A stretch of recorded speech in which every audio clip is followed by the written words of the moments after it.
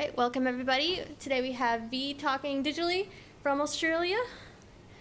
And yeah, we might have time at the end for Q&A, but we'll kind of keep it touch and go, seeing how long V goes. But enjoy.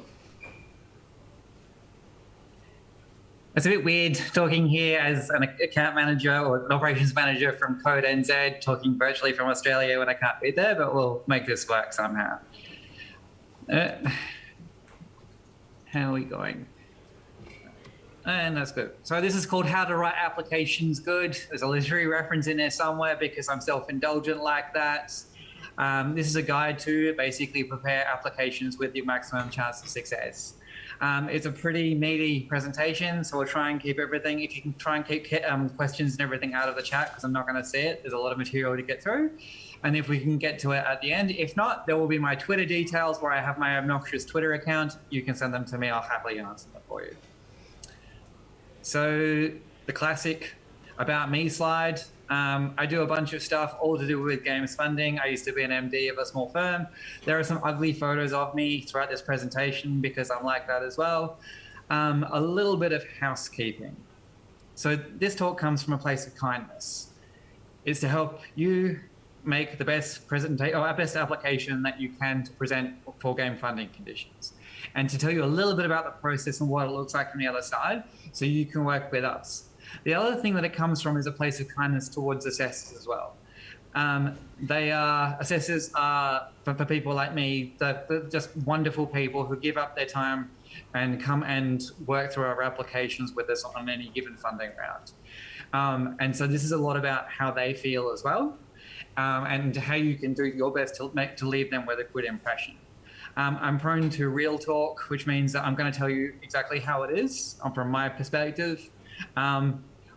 One thing I will say, I am going to mention some specific examples of applications that I have seen over the past 5 years.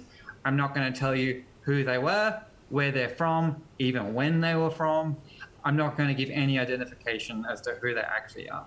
So, you know, I might mention yours. If I do, I'm not going to reveal any of your identity. That's on the how-tos and how-nots. So we'll just come to that when we come to it. So jumping right in, why do this? So pitching to indie game grant programs are, it's part of the experience. It's part of what we do. It's part of our jobs. And the other thing is, in any given funding round, 75% just aren't viable. They don't make it through for various reasons. And good games that I'll take one look, so that's just so brilliant. I want to see that out in the world. They're let down by a bad application pitch. It's by something where there's bits missed out or there's stuff that's not answered very well. So just thinking about how we could do that better. Creating a grant pitch, it takes a lot of time. If you're not spending about 20 to 30 hours on it, I would be asking questions about whether you are actually giving this the attention that it deserves. Or if you're not capable of doing that, maybe this just isn't the right time. And like I said, I love my assessors. They are, a godsend every single grant round that I've had to be an executive across. And of course, I've been an assessor so many times of various funds. So believe me, you want to make their day better. This is about helping us to love you. Written pitches. So I should say, this is targeted at your New Zealand Film Commission Interactive Fund, your Kiwi Games Starter, Code Basic rounds. So those basic pitches for any average fund, and of course equivalent to a lot of the regional stuff across Australia, from which my experience came from.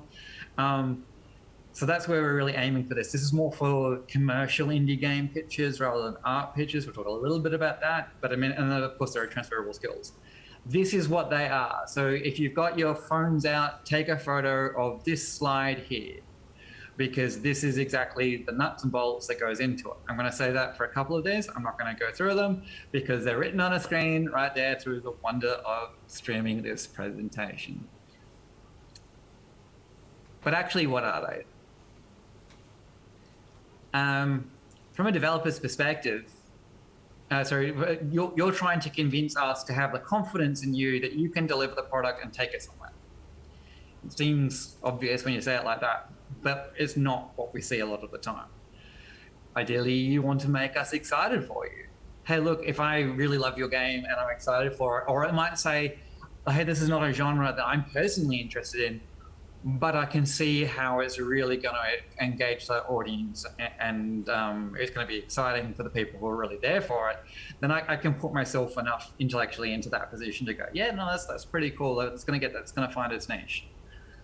But from our perspective, now, if I had to put a word cloud of all the frequently mentioned words out of an assessment panel session, one word will come up more than any other, and that's risk.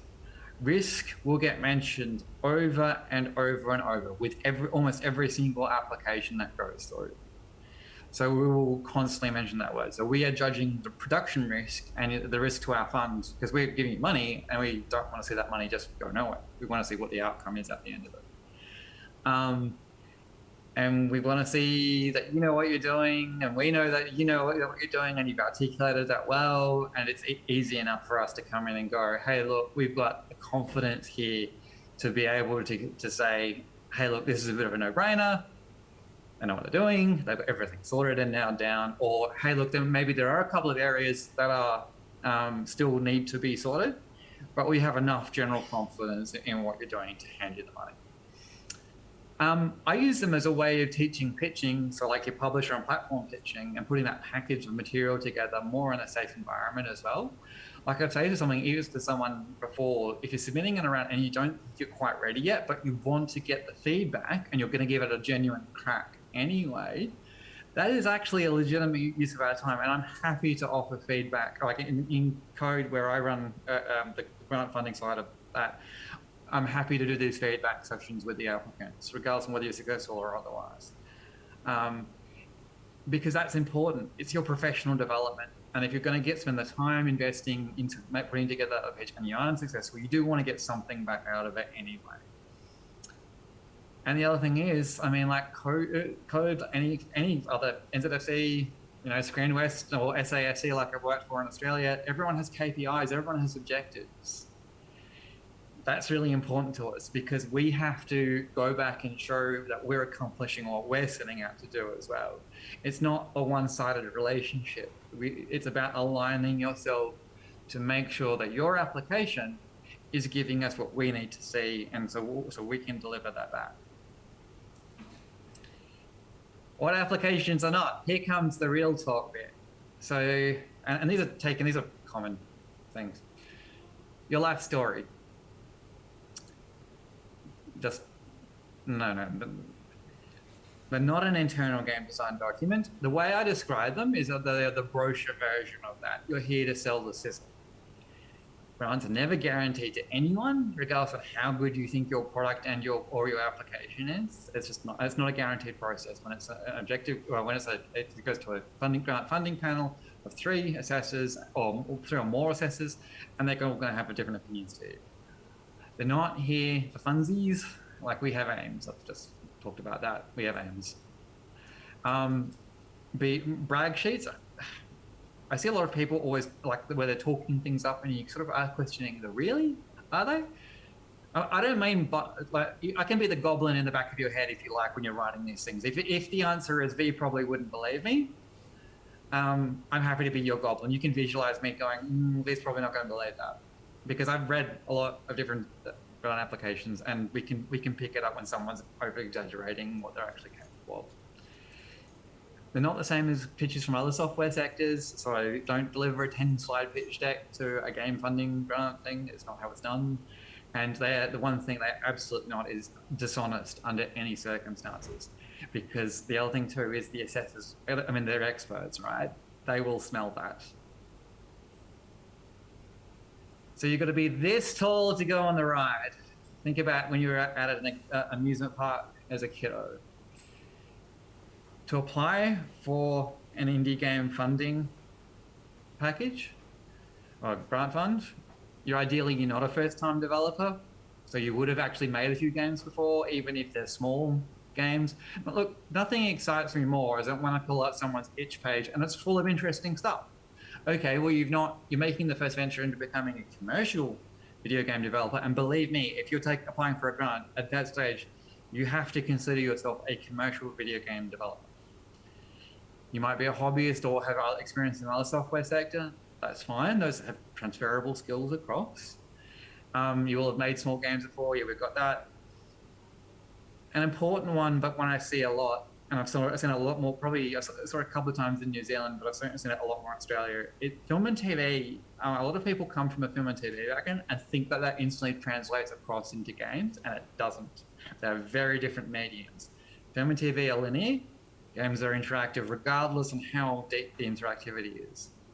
So even if it's really sort of light on in the interactivity, it doesn't translate well, and it certainly wouldn't deliver a film application as you would deliver to a NZFC white body, or otherwise to a game funding pitch. The different techniques, different explanations of them. And the other thing too is that we need to see that you have a team and a budget capability. That means that you can do what you're setting out to do. At the progress level that you're pitching at. And the other thing too is people don't mention, I read this pitch about a game and I don't know where it's at. And I don't know quite what it's got to. So make a really positive statement saying, my team can do this because of all these capabilities and we've got the budget to do so over here. And this is where the game's at. Brilliant. Love it. But my game's good, right? Is it? Is it really? Is it interesting? What does it do different? What's the fresh take on the genre? Because it's not going to be unique because you've derived it from somewhere. So what's the fresh take? What's the differential? I drop into marketing speech occasionally. It's not a good cover, but it's something that we do need to think about. Is it exciting, and who's it actually for? Not defining a target market is a really key mistake that a lot of people make in their application process. Because if you can't tell me who it's for, and don't tell me it's for 18 to 50-year-old men and women, it's not. It's for someone. And let's talk about closer to, okay, so it's for mid-core fans of fantasy, action RPGs. Okay, great. I know what that audience looks like. I know who it's going to buy. Even talk about what games that audience might have played previously, so they can jump off. And the other one is it well executed? Is it going to be a solid version of it? And can I deliver on the scope of it? Be really honest about that last question. I'll come back to that. Now, is your game suitable to match the fund? If it's a game about where commerciality is a criteria, and they are on most of your standard basic sort of funds, if it's a really heavily art-driven project, which is going to be so super niche, or it's just not very commercial, and I'm not saying that there's anything wrong with making a game that's not commercial, but if it's a criteria for the particular fund, you've got to have a reason to counter that and how it's going to get out to audience and what it's going to do to help drive the fund owner's goals. If it's an art project applying for an art-based fund or a cultural-based fund, brilliant, go for it. And the other big thing is if it isn't suitable for the fund and you're not matching their objectives, you're actually wasting more of your own time than you are of the assessor's time and the exec's time as well. So just be really honest with yourself about doing that kind of thing, because it is really integral and it can be, you've got to have the mindfulness about it. Okay, V, how do I write the bloody thing? Take your photos now. This is, I mean, there's a writing guide on the Code website. A lot of the stuff will look the same. If you've seen this before, if you've seen me present before, I talk a lot about this stuff. These are the basic core components. Your log line and elevator pitch. Workshop your log line, throw it at other people, other developers, other consumers of the kinds of games that you're pitching. And tell us again what it is, who it's for, brief introduction. Give us that. Gameplay, talk about the core loop, give us a short paragraph, and then use a flowchart, I think is the most effective way. Assessors will be looking at 20, 30, 40 applications in a bundle. going to make their life easy for them. Help us to love you is something that I'm going to say often with this stuff. Using flowcharts for gameplay loops is really the easiest way of doing it, maybe with an explanatory paragraph in there. Any other relevant systems, and include any narrative documents, maybe as a supplementary, or give us a short excerpt of the script from some place that really sells your game well. Now, something I've seen often cropping up more and more in applications is the applicant will actually put the 4 pillars of their game. It's not something I'm ever going to ask for as a formal thing. I can't see myself doing it because it's not taught everywhere to do that, but it's obviously taught enough in some media design schools and in the techniques of doing this that I actually really like seeing it at a really high concept level. It helps sell the concept of the game to me. So that's something that if you're going to do it well, do it conclusively, because it really will give you a boost.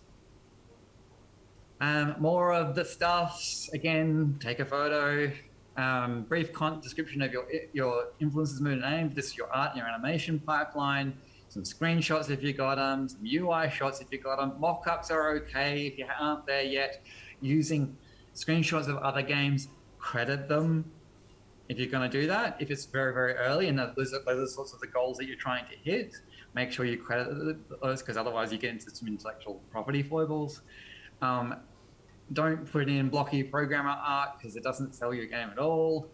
And an art folder in a supplementary part of the pack is actually really useful as well if you've got like sample art and that sort of stuff. Again, it really just helps the seller some confidence. Keeping going with more of the content of an application. Yeah, there's more. Sound design. How many docs actually leave out the sound design side? It's almost unfathomable to me, because music and sound effects is so core to the emotional experience of the player, and yet people leave it out. And what that tells us is that's an afterthought in your game, and then questioning, well, hang on a sec, how well do you actually know your game? How well realize it's the product? I talk about what emotions that I'm trying to drive in the game, or I'm trying to drive stress at this area, but at this area I'm trying to find feelings of calm, that sort of stuff. Think about some of your favorite games, and I promise you music and sound effects is core to the experience of it. And then when we get into those really crunchy production stuff, I like seeing a compressed timeline, like usually just a line showing this happens here, this happens here, this happens here. It's a very high level one. Gantt charts I would include, but put it in a separate part of the pack. At Code, we include Gantt charts as part of our production spreadsheet in the application process, so what we can see what turns on and off in the production at these points. Anticipated challenges, how are you going to mitigate them? So I think that we're going, every project, every game, it doesn't matter what, if it's a 20 grand game or a $2 million game or a $200 million game, there's challenges in there somewhere. We expect that these are going to be some issues. This is what we're going to do to get around them. I've seen SWOT analyses done in this section. It's not a bad idea necessarily. And of course, a statement, the game is currently sitting in pre-production. We have prototyped X, Y, Z, and then we are currently doing this. This is what our expected budget is going to look like. Okay, good. Come on, it's not enough. All right, so this is a big chat that we need to have. Grants are finite. Even if you go for a Code startup 150 grand grant, that's not everything you're going to need to make a game. So how are you going to finance the rest? And make sure if you are burning your own time and money that you quantify that in the application. Like you put it in a separate column, show that you've invested X much of your own money, or alternatively, I have burned 150 hours of my own time for evaluation using appropriate industry rates of this much. And of course, then go look up the appropriate industry rates. The stuff on the New Zealand government side, there's all the developers, have a look around what's the relevant figure. Put in a figure for that, because that is your time that you are donating. And the other thing too is, on that note, make sure you're timing yourself when you're developing, if you're preparing this, because how do you know otherwise that you're spending your time honestly when you're developing? Again, it's that trip from becoming a hobby developer to commercial developer. And of course, proof of external assessment. So one of the first applications I ever read, I saw someone claiming that they had access to all this extra money via a particular large manufacturer, and then they didn't substantiate there was no paperwork or anything to show. So what does that say to an assessor? It says that the deal's not done, is what it says. You could be making it up, it could be there, it could be a handshake agreement, and we know how good those are. Be very careful about it. We're all bound, like assessors and bound execs are all bound by confidentiality. Make sure you put proof of your publishing deal or your platform support or some form or even I've got a loan from somewhere. Put the paperwork in the package. And then we talk about the go-to-market. Now, this is one section that constantly gets left out of grant applications. This is the most important part of your grant application, by the way, because if you can't articulate this, then the rest becomes subjective, and there's nothing. Well, where do we go from here? We don't know that your game's ever going to make it to market, or you even know who you're selling to, because you are selling your game. So tell us about who your audience is, where they are, what regions you're targeting. Be conclusive about that. You only need to put in a paragraph for that initial point. Tell us how you're going to get to them and what you plan to do. Even if you're doing like your pre-prototype and you're very early on, tell us about how you expect to reach your audience. Because even if you're working into a small niche audience, how are you going to get to them effectively? And the answer isn't, I'm going to get a Twitter account or a Facebook account and my Insta and it's going to work from there. The answer is, how am I going to specifically reach them? Because doing basic social media marketing is not enough in the market anymore. You have to think more strategically than that. And then if you've got a publishing deal, if you've got a platform deal, include the paperwork behind those engagements. I once had a developer who in a fund many years ago from now say, well, I can get a deal with Apple for promotion on their stalls in the #1 position. The developer had no evidence that they'd ever accomplished that before or included in their application. I didn't know them, didn't know the work, didn't know the titles that they listed on their CV. So where's the proof? And of course, Apple are notorious for not giving out those handwritten deals. If it's Apple or Google when it's a mobile deal, a track record is what speaks. If you can't, if you are trying to make those statements and you can't substantiate that further, it becomes really difficult. Budget. This is the super boring bit. I've already mentioned to value your labor. Get accurate quotes for services. If I see $2,000 for marketing on a budget spreadsheet submitted with an application, and I don't know what that marketing is specifically, and $2,000 for marketing seems on the low side. What is that? Am I going to do $2,000 worth of Facebook? If it's a certain game where Facebook marketing probably isn't the optimal solution, how is that substantial?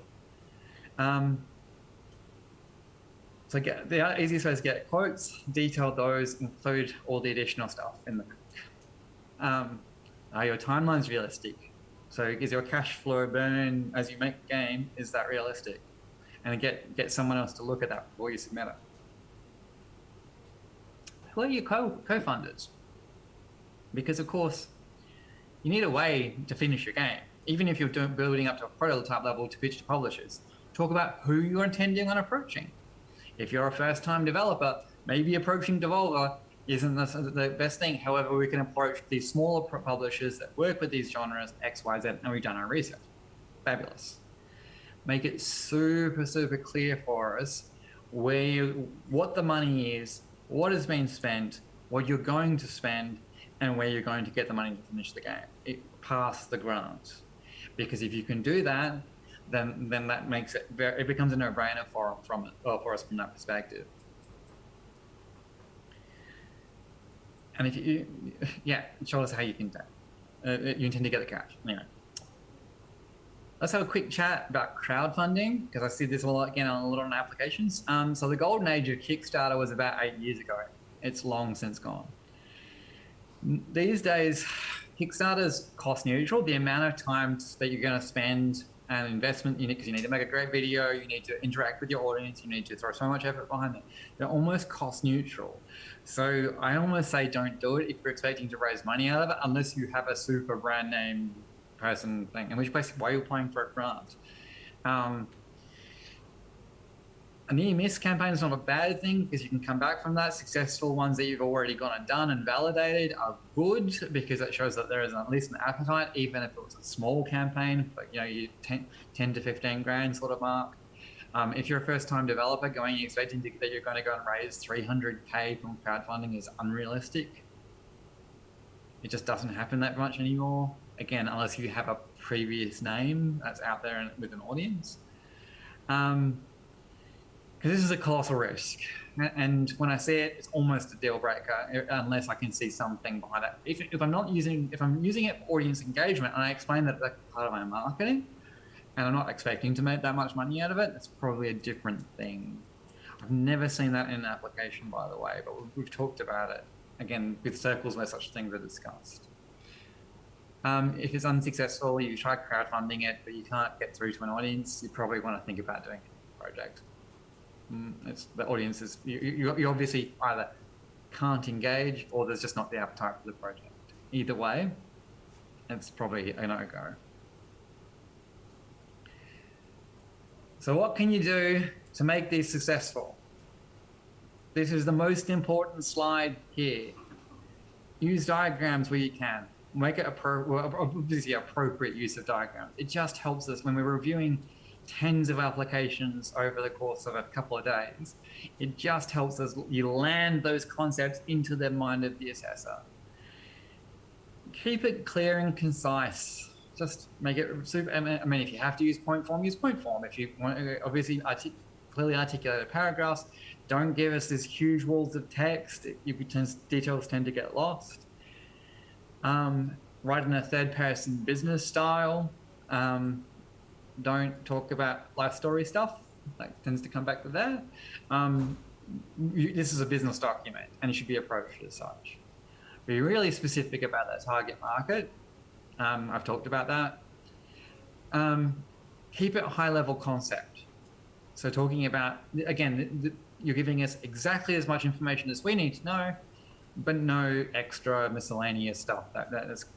So it's going to be a high level approach when you're talking about the concept. Use non-discriminatory language.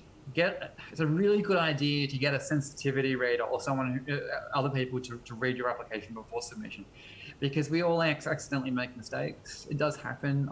I do it. I get everything I do, I get proofread, and I'm a professional business writer. Just be super careful about that. Be mindful about how this looks to an assessor, because again, we're the ones who have to go through and make the assessment on it. And follow guidelines for accessibility and First Nations content. So I'm going to come back to those points. First Nations content in this region is a big deal. Even for someone like me, who is so white, there are fridge doors with better tans. Now, this is the finger waggy stage of the presentation. I'm going to talk about the common mistakes. So this is the stuff, again, take a photo of it if you need to, the stuff to avoid. The first one, if I had $1 every time the word unique is mentioned. My game is unique, it's this crossed with that. Well, then it's not unique then, is it? Not really.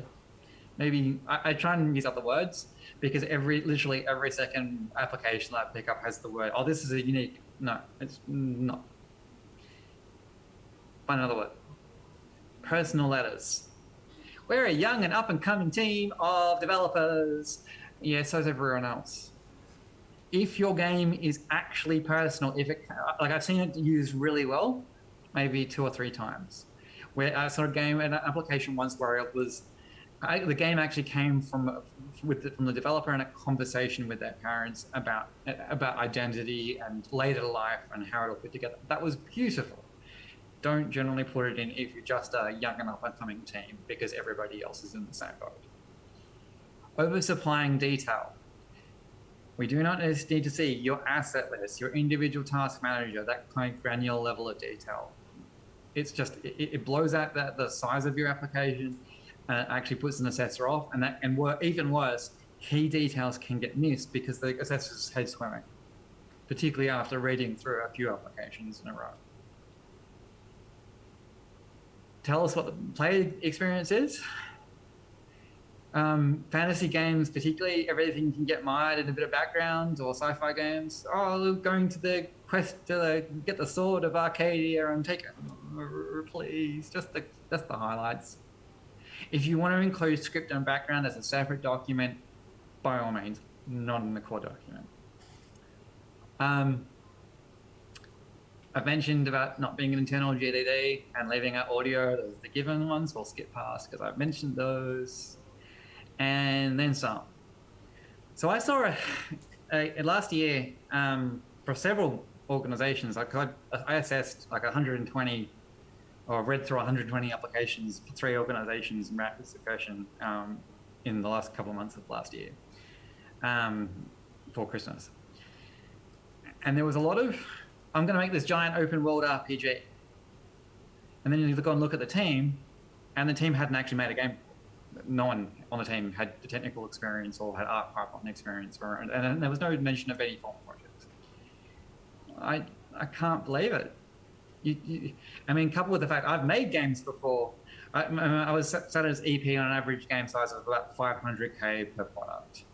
And making a vast open world RPG is terrifying. Because I'd worked on much smaller projects and I'd seen how difficult it was to get those out. Be really realistic about your scope. If you're early on, make something, plan something that you can actually deliver. Little or no marketing information, we've mentioned that. My boss, Tim Ponting, who may or may not be in the audience because I can't see anybody, mentions that video games are a marketing experience.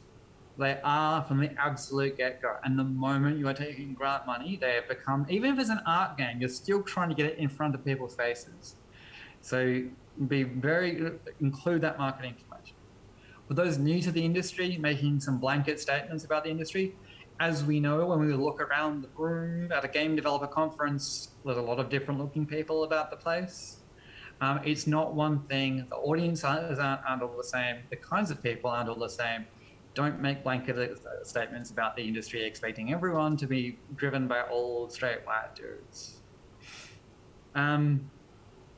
Overstatement of commercial relationships.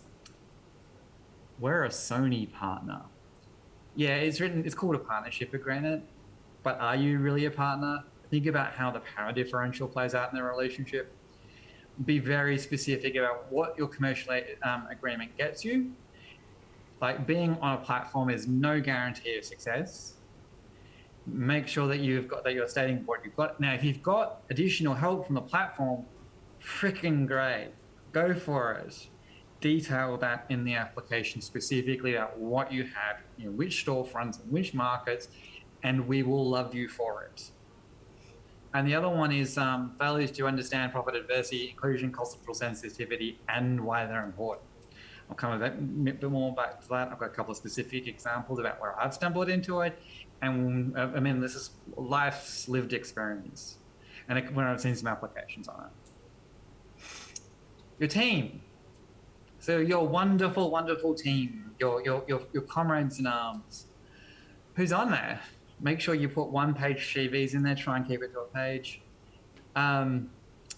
What are your backgrounds? How can you make this game good? A short paragraph about thinking about how you're going to make the game good on the top of a CV is wonderful. What are you doing to make sure you've got a diverse team?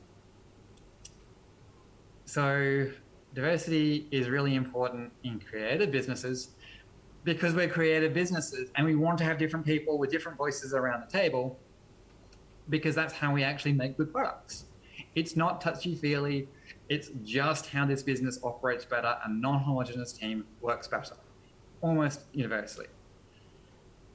What are your plans to grow? Now, look, thinking back with my code hat on, our whole reason to be is to generate employment. So showing me how you're going to become a single-person team forever isn't a lot of use to me. Talking about how you're going to grow the team and your opportunities and the make better products and all that sort of stuff is wording that into the fabric of your application is a really good idea. And if you're new to this, and I like investing in new developers, don't get me wrong. Like even as an assessor, because sometimes you get a fresh take on something and I hadn't thought of that. But be really specific about why we should be investing in you and think about how you're going to word that into the application. Other than making a statement and tell whatever, like you should invest in me because I'm really cool and I love this and I'm super passionate about video games, because everybody in this business is super passionate about video games. And in common with the shouty guy games, rolling off again, keeping on that theme of different. So small teams miss important details. So I worked on a game a couple of years ago with my team called Symphony of the Machine. It was the first PlayStation VR game made in Australia. So when we did the initial prototype, within VR, and the player presence was represented by 2 tattooed hands, which we pitched to Sony. And then Sony came back, or our PlayStation account manager came back and said, you can't do that because tattooed hands are a signifier of the Yakuza in Japan. And of course, we're Sony. And we went, yep, fair point. Bunch of white kids from Perth in West Australia, we didn't know. Okay, fair enough. Lesson learned, no argument, change that. Then we got to the marketing. And of course, because the game had come out of the Ritual Global Game Jam, the game was about changing the weather and using an ancient machine and all that sort of stuff. And we referred to it as a digital rain dance. Again, a bunch of white kids from West Australia did not have a lot of experience when it came to First Nations people in America. We took advice from our PR agency to remove that, and of course there was no argument about it. That's why you get diverse opinions to go and it helps you with your creativity, and it helps prevent you from making a bad mistake where you get negative publicity. Key point. And then of course, cultural sensitivity around First Nations. It's so huge. If you are a group of people whiter than me making a game about Māori background or Pacifica background, is probably not a good idea. The question you would be asking yourself at that point is, do I have any ownership over this material? Because if the answer is no, probably find something else to do. Because if we see, I've seen an all Pakeha team put in to do a game about Māori stories. And it doesn't look good, particularly because every government funder in this region has cultural checks and balances when it comes to First Nation stuff. And we take it very, very seriously, and we get advice when there's any discrepancies whatsoever. So just be very mindful about that one. I can't emphasize it enough. If you're making a game about disability, make sure that you're talking and you've got it with disabled people, or if you've got someone who has that disability on your team. LGBTQIA. So I picked up an application within the last few years, and it started with, when a trans man is killed, ... I'm trans myself. We're a population of people who are used to living with threats of violence. So that is the last thing that I want to see when I pick up an application. And to be honest, the application just after that, it probably didn't matter what the rest, I read it, but it was not very sensitive. This is why get direct experience. If you're going to talk about minority themes, put it in front of someone who is directly affected by the material. And, or not just one person, if you can find multiple, even better. Because you want to avoid that stuff. And the other thing too is, it's not your story to tell. It's just not. And so when we're talking about this kind of diversity, make sure you're doing the appropriate checks and balances from your end first before submitting, because the assessors will pick it up.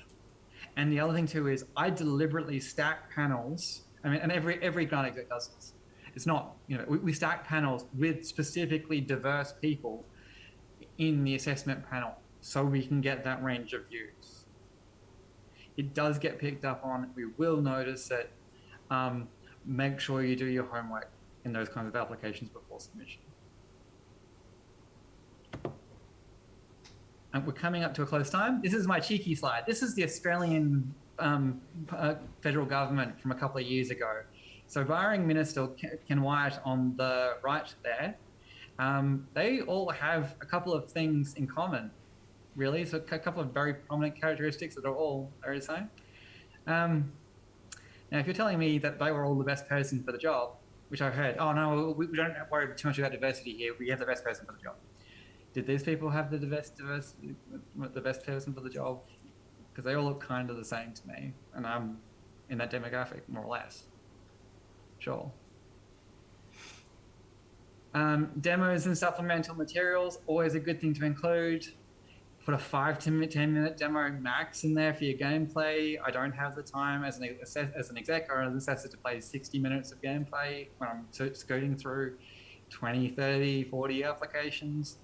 Even a short video is probably even better because it means I don't have to learn 15 million control systems and all that, particularly when they're not quite finished. Art portfolios I love to see. Narrative scripts, again, I'm probably not going to read the whole script. It's good to know that you've got it, and I'll probably read the funny bits. I like that. One-page CVs, only ever one page. Highlights. Unless I've worked on funding schemes for serious games before. If there is a clinician or a subject matter expert who has academic qualifications in the area that makes them that expert, that's when you do the full-blown CV with everything on it. I had a game, I was at an executive board where the guy was a neurologist. I'm not expecting him to put in a one-page CV when his game was about neurological stuff, which is super good, by the way. Really helps a lot of confidence. Anyway, commercial agreements. So like I mentioned it, make sure you're including the specifics of your commercial agreement. We'll move up from there. And that's the end of the formal presentation. Those are my contact details. Email me, harass me on LinkedIn, send me a tweet to my nasty Twitter accounts where I mouth off about things. And if there are any questions from the audience today, I can take them now. Hear me? I can hear you. Cool. If anyone has any questions, let me know and I'll bring the mic to you. Yep, I got one in the front. Bear with me, V. I'll just run over.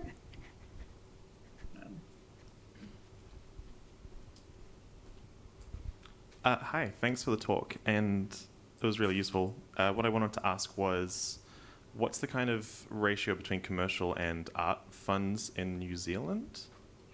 I am still getting my head around what this landscape is in New Zealand. I believe that there are cultural funds that specifically go around in the art space.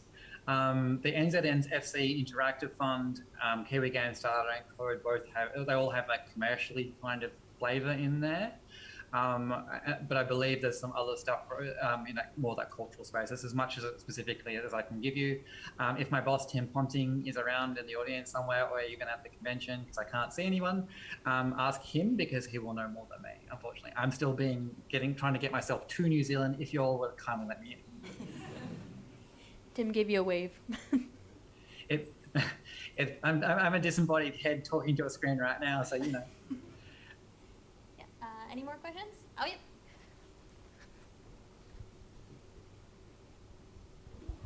I was trying to keep my presentation non-finger waggy. I don't think I succeeded. Tim will tell me off for that later. Sorry, question?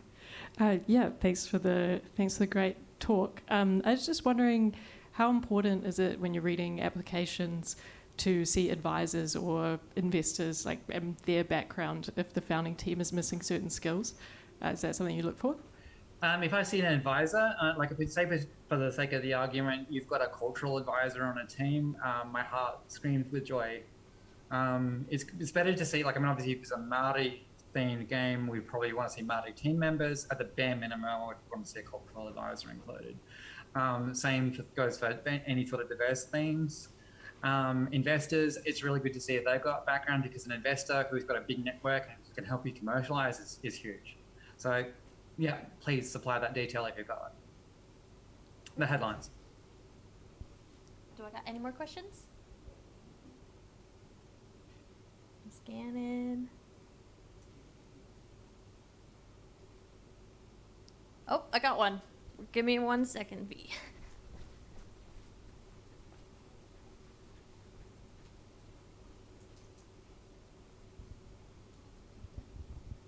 Thanks for that, V. More of a request than a question. That first slide where you had all that, like that awesome list of exactly what to put in your deck.